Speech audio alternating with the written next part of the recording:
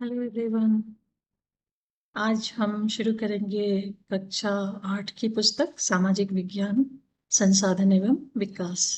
इसमें जो चैप्टर्स हैं वो रिसोर्सेस के बारे में है। क्या रिसोर्स है हमारे पास, क्या संसाधन है और किस तरह हम उसको उपयोग करते हैं।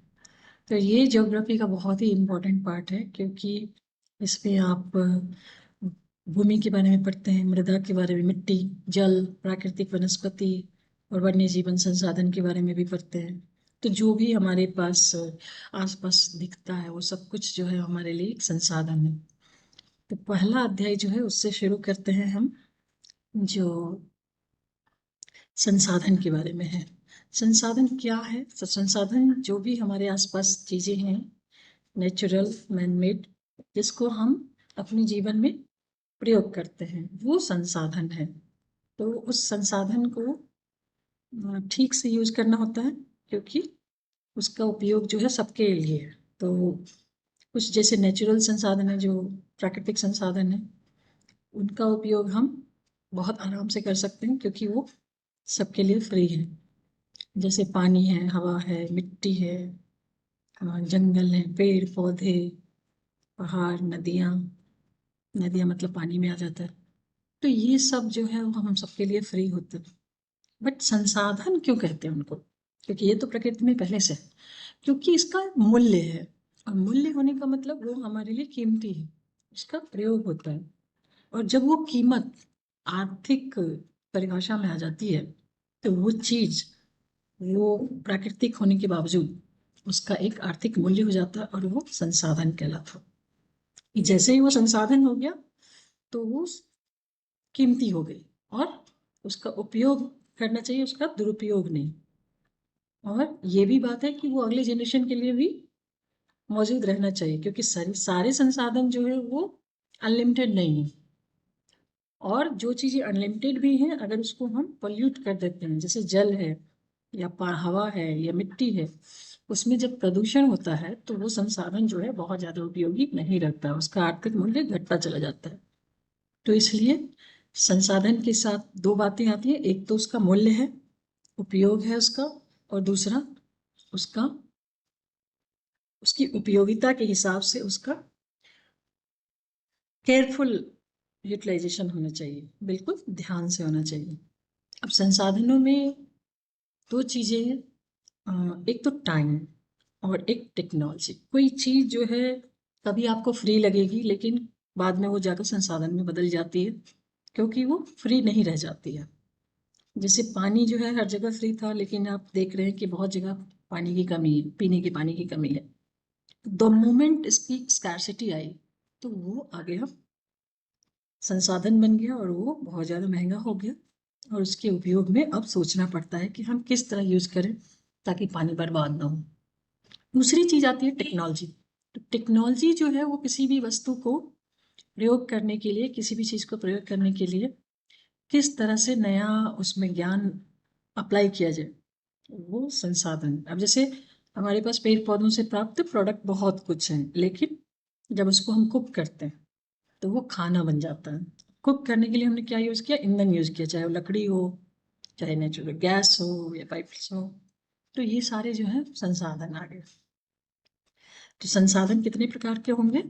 एक तो प्राकृतिक, जो जिसकी हम चर्चा कर रहे थे। दूसरा मैनमेड है, जो मनुष्य अपना दिमाग लगा के संसाधन को विकसित करता है या उसको यूज करता है, वो मानव निर्मित था।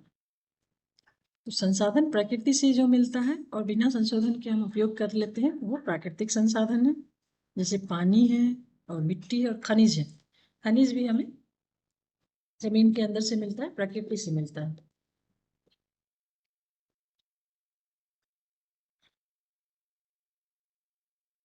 अब प्राकृतिक संसाधनों में भी दो तरह के संसाधन कुछ हैं, जो अपने आप प्रकृति उसको रिन्यू करती है। कुछ ऐसे हैं जिनको नहीं किया जा सकता रिन्यू, वो धीरे धीरे खर्च होते चले जाते हैं। जैसे हमारे पास पेट्रोलियम। तो पेट्रोलियम का भंडार जरूर है नेचुरल, लेकिन वो उतनी तेजी से रिन्यू नहीं किया जा सकता जितनी तेजी से मनुष्य उसको खर्च किए जा रहा है। और इसलिए अब मनुष्य को एहसास हो गया कि धीरे धीरे पेट्रोलियम पदार्थ जो है वो एक्सटिंक्ट हो जाएंगे और उसके बाद मनुष्य को क्राइसिस होगी। इसीलिए हम ऊर्जा का दूसरा स्रोत ढूंढ रहे हैं जो हम गाड़ियों में यूज कर सकें। अब उसके बाद जैसे आपने देखा पेट्रोलियम के बाद सीएनजी करण हुआ कि ये थोड़ा ज़्यादा सोफिस्टिकेटेड है और ये पोल्यूशन कम करेगा। उसके बाद अब जो है हम धीरे धीरे इलेक्ट्रिक वाहन की तरफ जा रहे हैं कि विद्युत का उपयोग करेंगे, बैटरी का उपयोग करेंगे तो पेट्रोल कम खर्च होगा। मतलब हमें समझ में आ रहा है कि पेट्रोलियम की धीरे धीरे क्राइसिस होने वाली है।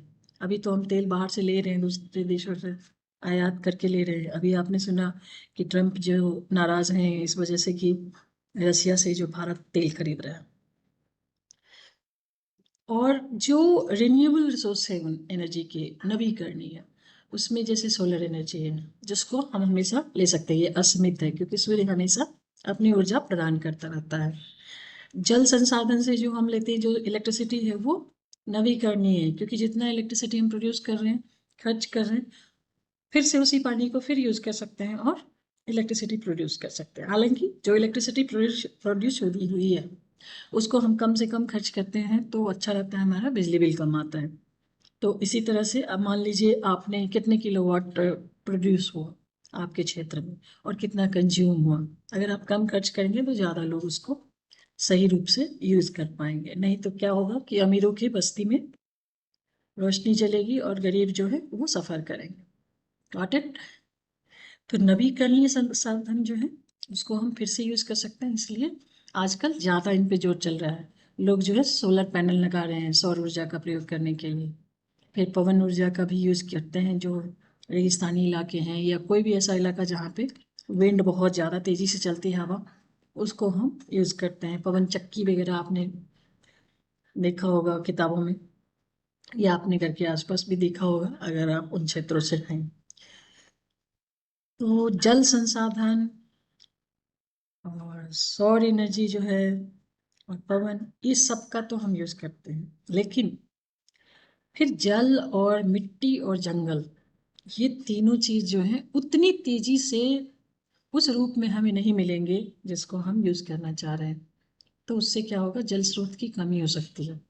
जैसे प्राकृतिक जल स्रोत है, मीठे पानी की बात कर रहे हैं हम, जो पेयजल है वो कभी कभी गर्मी ज़्यादा प्रचंड पड़ रही है तो जल स्रोत की कमी हो सकती है, नदियों में पानी कम हो सकता है। या अगर हमने प्राकृतिक जल स्रोत को दूषित कर दिया, गंदा कर दिया, तो उसके बाद जो है पानी पीने की समस्या हो जाएगी। तो जल जो है अब नवीकरणीय के बदले अनवीकरणीय में परिवर्तित होने लगा।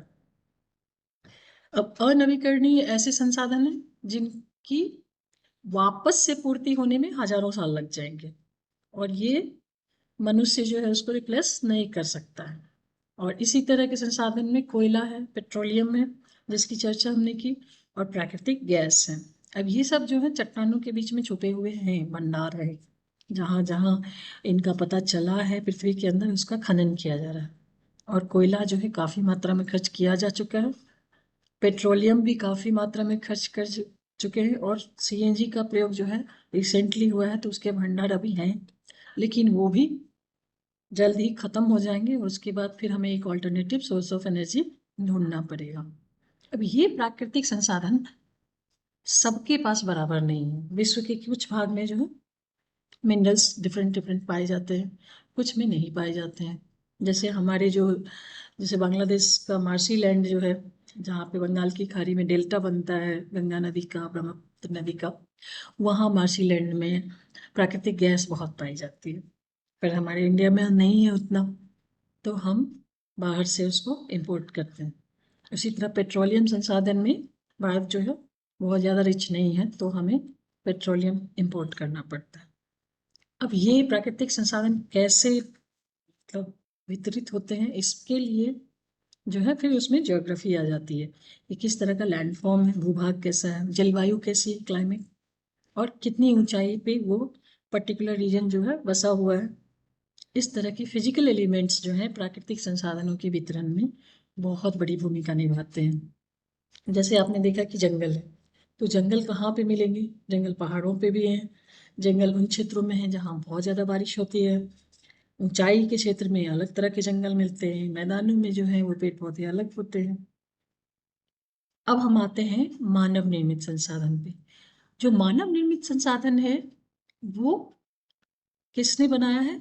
मनुष्य ने बनाया है। कैसे बनाया? उसने भी प्राकृतिक चीजों का ही प्रयोग किया है, जैसे कि लौह अयस्क है, आयरन का मिनरल जो है, और वो हमारे लिए ज्यादा उपयोगी नहीं है, पर अब मनुष्य ने उससे लोहा बनाना सीखा, जो आयरन, प्योर आयरन बनता है। अब आयरन का प्रयोग आपको भी पता है, घर बनाने में होता है, पुल बनाने में, सड़क बनाने में, मशीन बनाने में। जिस चेयर पे आप बैठ कर ये वीडियो देख रहे होंगे, वो चेयर में भी आयरन का प्रयोग किया गया होगा, टेबल में किया गया होगा। तो ये आयरन जो है वो हमारे लिए संसाधन हो जाते हैं, और ये मानव निर्मित संसाधन है। तो मानव निर्मित संसाधन जो है वो भी, जो कि प्राकृतिक संसाधनों से ही आता है, उसको हम अपने स्किल से, अपने कौशल से उसको, उसका फॉर्मेट चेंज करते हैं, उसका फॉर्म चेंज करते हैं, और स्किल से हम किसी संसाधन को बढ़ा देते हैं, उसकी उपयोगिता। अब जैसे शिक्षा, पढ़ाई जो है वो एक मानव संसाधन बनाती है। क्या बनाती है? ह्यूमन रिसोर्स बनाती है। तो पढ़ाई करके, टेक्नोलॉजिकल ट्रेनिंग्स लेके, कौशल लेके, ये सब हम जो है अपने आप को, अपने जीवन को बेहतर बनाते हैं। तो उससे शिक्षा और स्वास्थ्य जो है ये हमारा संसाधन है। अब बात करते हैं संसाधन संरक्षण की। क्या है संसाधन संरक्षण? किसी भी संसाधन का सावधानी पूर्वक प्रयोग करना, मैक्सिमम यूटिलाइजेशन होना चाहिए, और उसका दुरुपयोग नहीं होना चाहिए। तो जो संसाधन जिनका नवीकरण नहीं हो सकता, उसको हम इस तरह प्रयोग करें कि वो आने वाली पीढ़ी के लिए भी बचा रहे, और हम उसका दुरुपयोग ना करें, वेस्ट ना करें, बल्कि कोशिश करें कि वेस्ट प्रोडक्ट को भी हम रिसाइकिल कर दें। जैसे आपने आयरन को यूज़ किया, आयरन का कोई प्रोडक्ट यूज़ किया, फिर आपका मान लीजिए एक टेबल है, लोहे की टेबल है, और वो टूट जाती है। तो टूट जाती है तो क्या करते हैं? आप फेंक देते हैं? नहीं, कबाड़ी वाले को देते हैं। कबाड़ी वाला क्या करता है? उसको रिसाइकिल करता है। रिसाइकिल कैसे होता है? फैक्ट्री में ले जाके उसको फिर पिघला कर फिर उससे नया सामान बनाते हैं। तो ये रिसाइकलिंग जरूरी है, क्योंकि इससे संसाधन का संरक्षण होता है। और सभी संसाधनों को सही रूप से उपयोग करें और उनको संरक्षित करें, और इसके बीच का जो बैलेंस बनाए रखना होता है, इसको सतत पोषणीय विकास कहते हैं, या सस्टेनेबल डेवलपमेंट। सस्टेनेबल डेवलपमेंट नाम ज़्यादा सुना होगा आपने, अब शुद्ध हिंदी में इसको सतत पोषणीय विकास कहते हैं। तो ये बहुत जरूरी होता है संसाधन में। बस हम यही पढ़ेंगे, अगले चैप्टर में हम देखेंगे अगला क्या है। Thank you.